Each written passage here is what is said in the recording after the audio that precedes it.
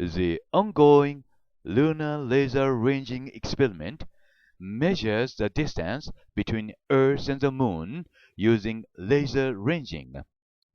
The retroreflector was planted on the Moon during the Apollo Program 11, and there it has been on the Moon.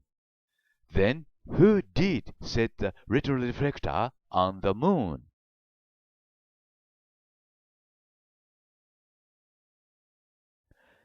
It is said that independent thinkers are such people who are more analytical and witty in every way. They are normally self-confident and do not let themselves get worked up by conflict and criticism. They are very much aware of their own strengths and have no doubt about their own abilities. We have to be independent thinkers, especially when we are confronted with a mystery in front of us, or otherwise we would get lost in the labyrinth of mysteries as ever. Here you see one of the examples of a mystery of paintings painted by Leonardo, who was a puppet artist of Jesus Christ after 1500 years.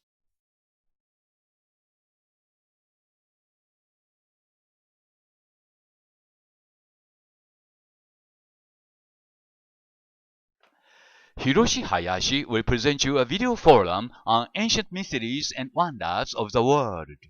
Today's story is about Stonehenge, UK. As has been told in the history, Stonehenge has been subjected to many theories about its origin, ranging from the academic worlds of archaeology to explanation from mythology and the paranormal. Here is a new theory discovered by Hiroshi Hayashi, Japan. Stonehenge as a calendar.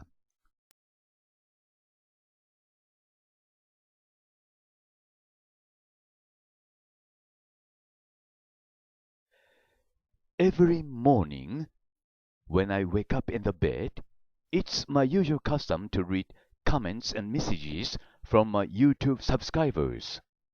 This morning, on May the 5th, 2016, I have one from a gentleman whose name is F. Sato-san, a message in which he says he could solve a mystery over his 10 years long after he watched my video number 1729. Then I watched my video number 1729 in his position because I wished to know how F. Sato-san was impressed with my video, spending almost 1 hour in the bed. It was a good experience even for me, and I felt I was really encouraged by F. Sato-san, for which I thank him very much. Here it's my pleasure to share the wonderful time with you. I thank all of you very much.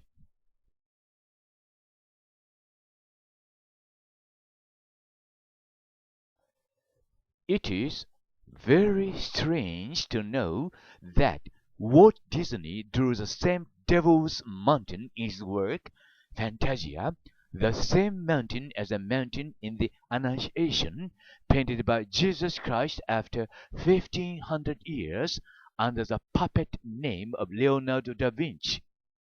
Both are the same Devil's Mountains, about which only I, Hiroshi Hayashi, know. This indicates two alternative possibilities. One is that Walt copied the mountain in the Annunciation, or another one is that both mountains were painted by the same artist, or Jesus Christ after 1500 years and after 2000 years.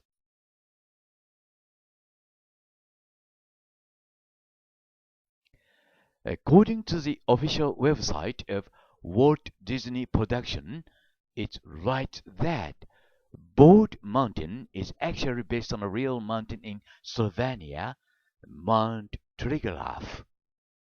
It is where the supernatural dwell, as well as the Black God himself.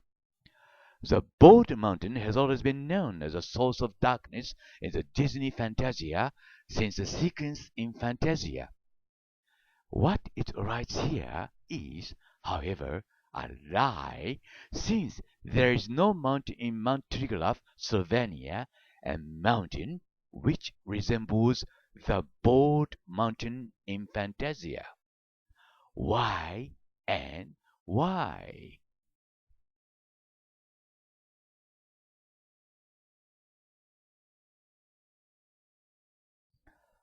The conflict between Maria and Jesus.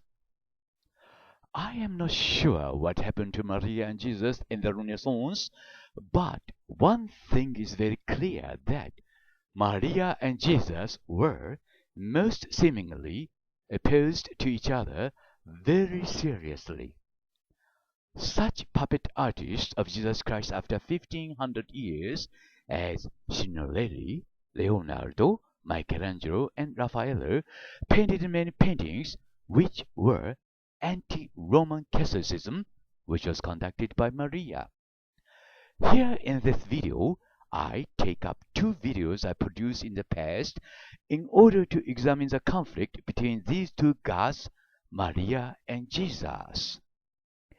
One is about the dancing sun incident in Fatima, and another one is about the puppet artist in the Renaissance, through which I hope you may understand what it was like and how it was conducted, a sort of war between them, Maria and Jesus.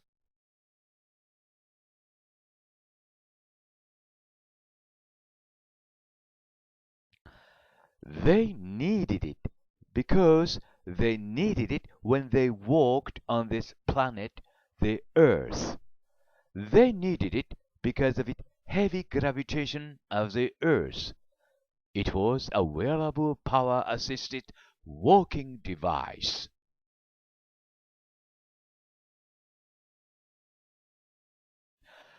The 6,000-year-old Sumerian descriptions of our solar system include one more planet which is called Nibiru. Nibiru means planet of the crossing. The description of this planet by the Sumerians match precisely the specifications of the planet X, or the 10th planet, which is currently being sought by the astronomers in the depths of our own solar system. Why did they know this planet named Nibiru, or the 10th planet? The answer seems to be very simple. They knew this fact because they were aliens from the outer space. Here I, Hiroshi Hayashi, can show you more surprising fact to prove this fact. That is to say that they knew it because they were aliens.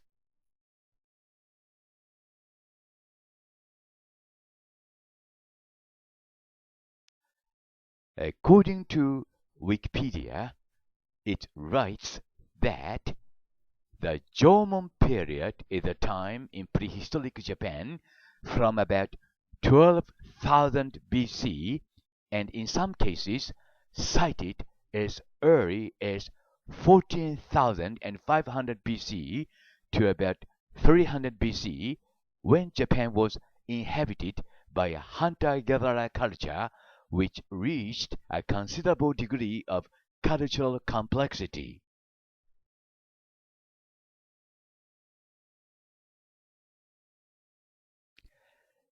In 1974, a binary encoded message was transmitted to the heaven by SETI, or the Search for Extraterrestrial Intelligence, from Arecibo, which is one of the largest observatories on the northern coast of Puerto Rico. This signal was aimed towards the globular star cluster M13, some 25,000 light-years away, and consisting of some 300,000 stars in the constellation of Hercules. On 14th of August 2001, two new crop formations were reported near Chiltern Radio Telescope in Hampshire, UK, most possibly in response to the binary encoded message transmitted from humans to the heaven in 1974. Two crop formations in Chiltern were very impressive looking and consisted of a large number of small pixels which, when viewed from the air, formed a recognizable shape, unlike many other cloud formations.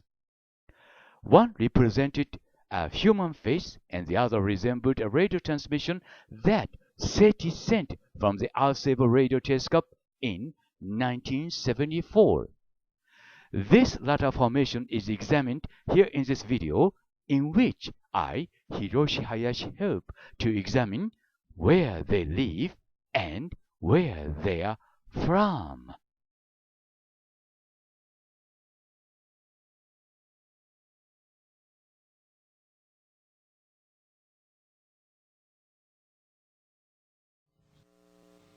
He had spent the night doing a night watch on top of Oliver's castle. It was a cold and wet night, and nothing happened. He fell asleep, but was awakened by a strange sound in the early morning hours. As he got up, he saw bright balls of light rushing over a wheat field below. He grabbed his video camera and pressed record.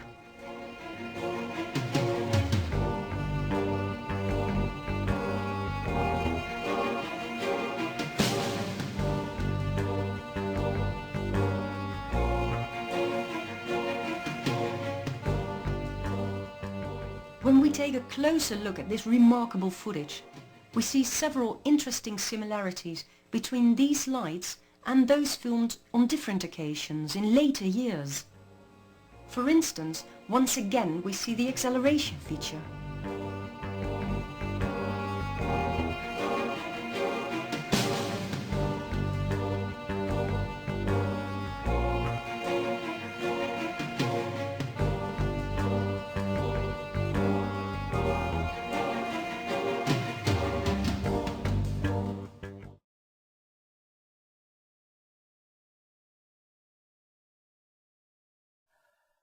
The official website of Japan writes about Shotoku Taishi as follows.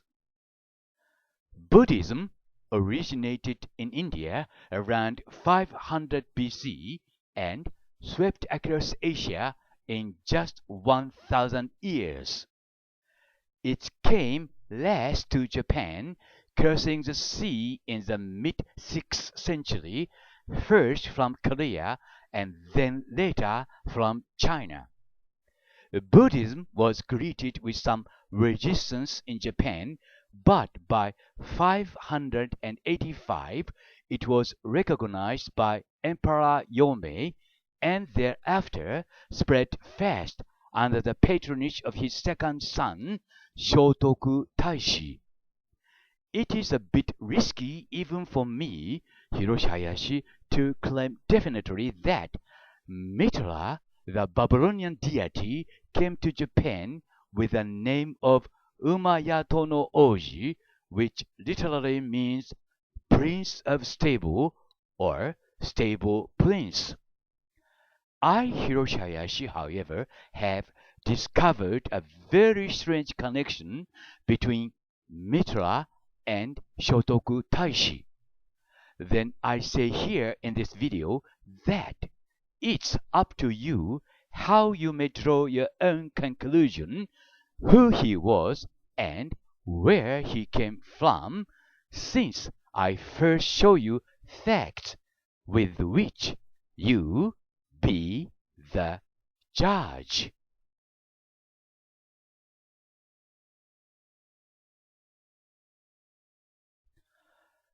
Qin Shi Huang was the king of the Chinese state of Qin from 246 to 221 BC during the Warring State period. He became the first emperor of a unified China in 221 BC. He ruled until his death in 210 BC at the age of 49. After unifying China, he and his chief advisor Li Si passed a series of major economic and political reforms. He undertook gigantic projects, including building and unifying various sections of the Great Wall of China and now famous city-sized mausoleum girded by the life-size terracotta army and a massive national road system, all at the expense of numerous lives. During his reign, Qin Shi Huang outlawed and burned many books and buried some scholars alive. Qin Shi Huang was in the deepest mystery of history. What was he for humans?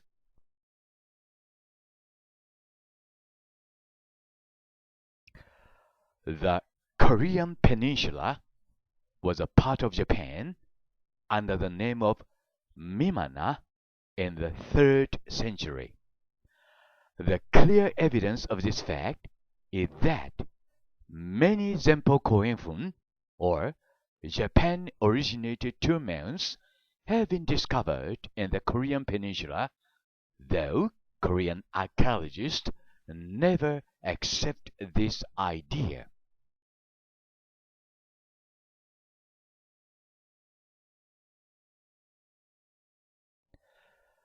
Two households, both alike in dignity, in fair Verona, where we lay our scene, from ancient grudge break to new mutiny, where civil blood makes civil hands unclean. From force of fatal loins of these two foes, a pair of star-crossed lovers takes their life. How misadventured piteous overthrows do with their death bury their parent strife. The fearful passage of their death marked love, and the continuance of their parents' rage, which but their children's end naught could remove, is now the 2 hours traffic of our stage, the which if you with patient ears attend, what here shall miss, our toil shall strive to mend.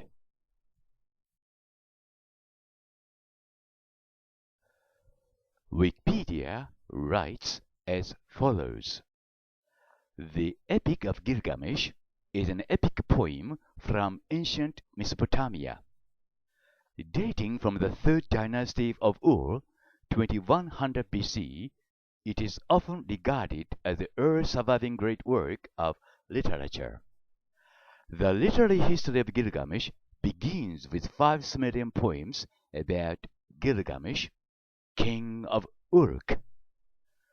These independent stories were later used as source material for a combined epic.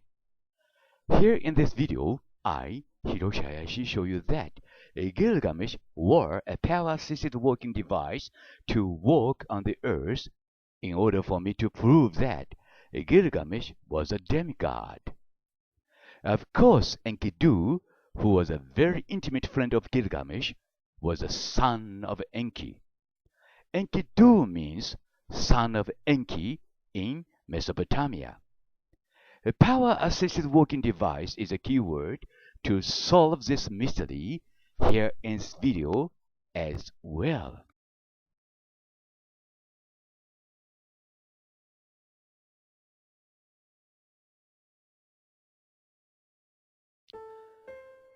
Two households, both alike in dignity, in fair Verona, where we lay our scene. From ancient grudge break to new mutiny, where civil blood makes civil hands unclean. From forth of fatal loins of the 2 foes, a pair of star-crossed lovers take their life. How misadventured piteous overthrows do with their death bury their parent strife. The fearful passage of their death marked love, and the continuance of their parents' rage, which but the children's end naught could remove, is now the 2 hours traffic of a stage, the which of you with patient ears attend. what here shall miss, our toil shall strive to